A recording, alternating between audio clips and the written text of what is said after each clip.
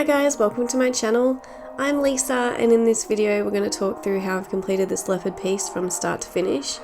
If you're into leopards and want to see my previous leopard piece, make sure to check that out on YouTube. In the description below I'll put a list of the paper and pencils I've used, and if you'd like to check out any of my previous work, make sure to add me on Insta and Etsy, where I have some prints available of this. Remember to like and subscribe and leave me a comment below. Now let's get started drawing the leopard. So I went in with my dark sepia pencil just really lightly around the outline just to get the shape that I wanted and get some of the darker values in there. And then when you're happy with the shape, you can go in and start to make those lines a little bit darker. And then into the highlight, I went in with my soft white holbein pencil to put down a wax resist. Then for the base layer, I went in with the warm grey one, and in the yellow section, I went in with the Naples yellow. And then where it's sort of a bluey green colour, I started to work in some of the sky blue, going around the blue and yellow section with a little bit of a darker pressure on the sky blue. And then I started to work in some of the browner tones with the nougat and raw umber pencils. And then it's just a matter of going in and building up the sky blue, and for the green colour I used the chromium green opaque. Once I had a couple of layers of colour down, I then went in with my soft white holbein pencil and then blend all of the colours down. This will make it look nice and smooth and cover all of the tooth of the paper. And then you can go in and start to build up the colours again. Going around the highlight with your darker colours will make it stand out a lot better.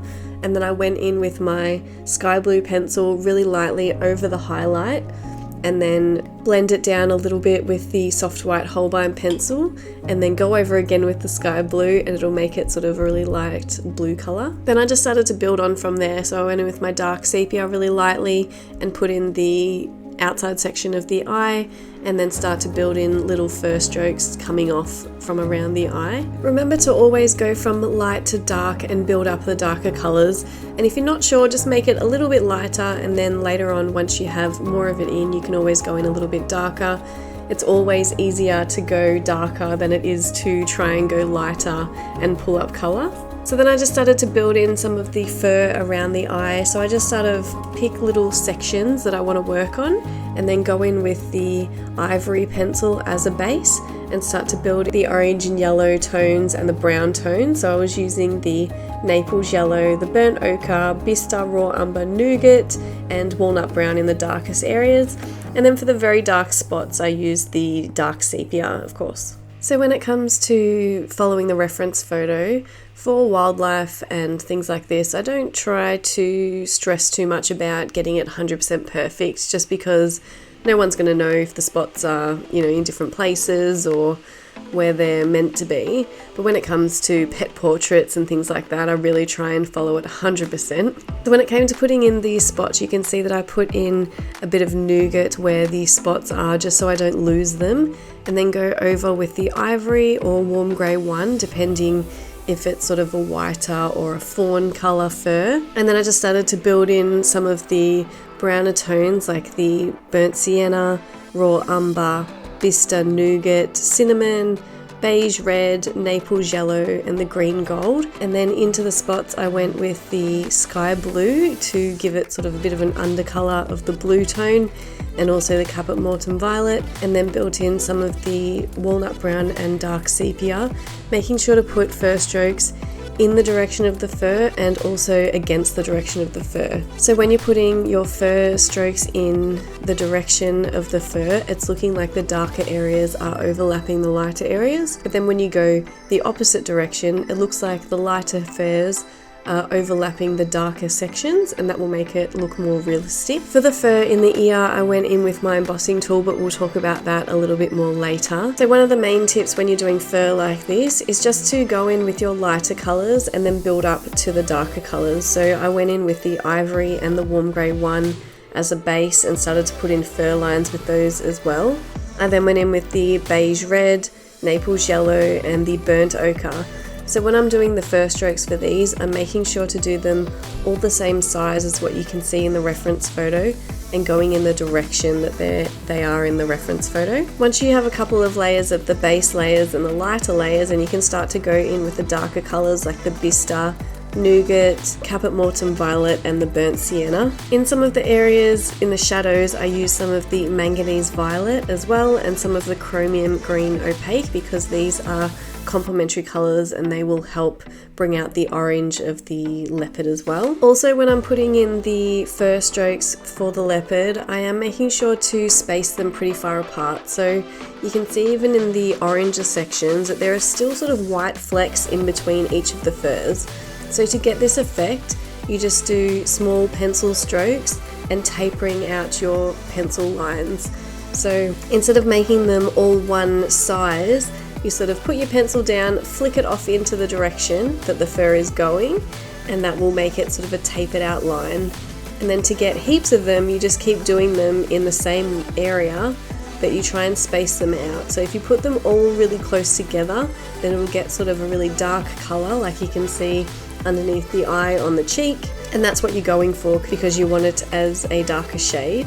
But then in the areas like the top of the head, you can see it's quite light, but there's still lots of orange and yellow tones in there. You're spacing out the strokes so that you can see the white flecks in between them, so they're not big solid colours. So one of the trickiest parts I find on most of the portraits is the ridge of the nose, because it's just such a strange texture to get because it's very, very short fur lines and it's quite dark as well. So I do go in with a lot of shading, so I have my pencil on the side and sort of shade down colours, starting from lightest to darkest and then going in with the burnt sienna, caput mortem violet, walnut brown, dark sepia to put in those really little sort of flecks on the ridge of the nose. So the nose on this one was quite dark, but I did go in with the lighter layers first and then still build up those undertones of the blue, purple and yellow tones underneath the nose. So one of the hardest parts about this is getting all of those whiskers around the nose and the face. So I thought I would just explain a little bit about how I get those. So to do that, I use what is called an embossing tool. So you can get these from most art shops. At one end is sort of a ballpoint end and the other end is sort of like a sharp tip. They're very cheap. You can get them from most art shops and you can get them in packs or you can get them singly. Also, you don't actually need one of these to do the whiskers. You can use the end of a pen, the end of a pen lid, the end of a brush, or even a really sharp sort of white pencil. Anything that you can sort of indent the paper with that isn't going to leave sort of streaks and marks on the paper. So I start by making sure that the end of my tip is clean. So I'll just try and wipe that on some of the paper. And then what I usually do is just erase some of the lines with my kneaded eraser and then put in sort of 2 or 3 at a time. So just making sure to take your time and really put those whiskers in nice and slowly. So when it comes to pressure, you want to make sure that you're going in with a really firm pressure. You don't want to go in too hard that you're ripping the page or wrecking the paper, but you do want to go in very firm so that you are indenting the paper.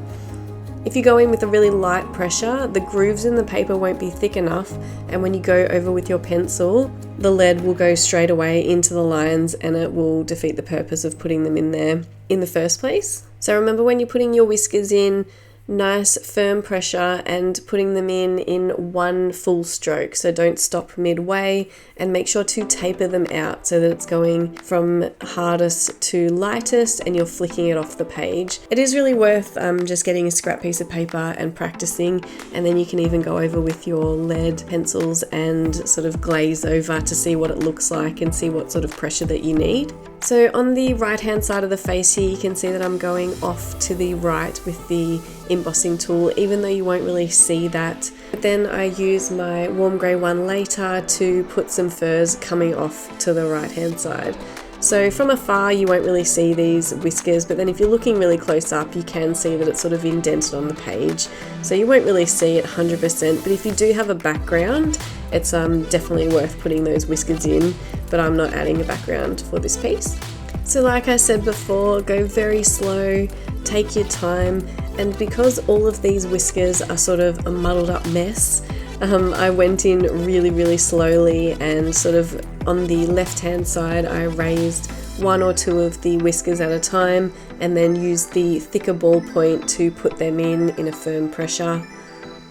because if I just went in and erased all of the whiskers and then you put in the embossed lines, it is very difficult to see where you've already put the lines in, so it's best just to do a couple at a time so that you can sort of see. If you have the right lighting and you're sort of looking on the side, you can sometimes see where all of the embossed lines are, but in the wrong lighting they're virtually impossible to see, so you don't want to be missing out on any or putting in too many as well. So once all of the lines are in, you can go in with your base colours and start to build up the tones. So one of the main things to remember is that you just need to go in with a really soft pressure. So put your pencils on the side so you're not digging the sharp point into the grooves of the paper and losing the whiskers. I did have a lot of problems with these whiskers. They just didn't seem to be working out for me. I did go over with my scalpel or slice tool to pull out some of the colour that went into the whiskers, and I also used my soft white pencil and also my firm white pencil to go into the grooves as well. So when it comes to putting in the darker sort of areas around or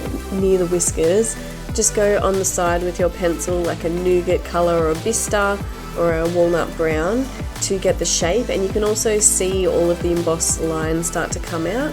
And then you can go in with a really sharp dark sepia or walnut brown pencil and start to put in the first strokes in between each of the whiskers. So it's just a matter of trying to stay away from the whiskers and try not to get the pencil in them. So if you'd like to see a real-time example of how I've done the whiskers for my other leopard, in the other video there is a real-time explanation and I go through how to do it and how to shade around them as well. So check that one out.